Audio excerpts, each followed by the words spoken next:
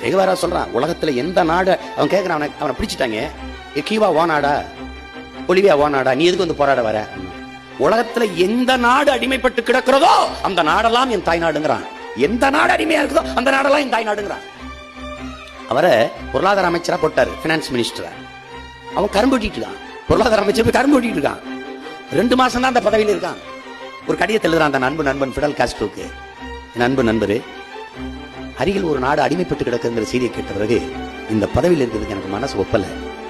அதனால இந்த பதவியை விட்டுட்டு, அவன் குழந்தை பிள்ளைகளை எல்லாம் விட்டுட்டு, நான் என்னை மறந்துருங்க, நான் அந்த நாட்டு விடுதலைக்கு போராட போறேன்னு கடிதம் எழுதிட்டு போயிட்டேன்.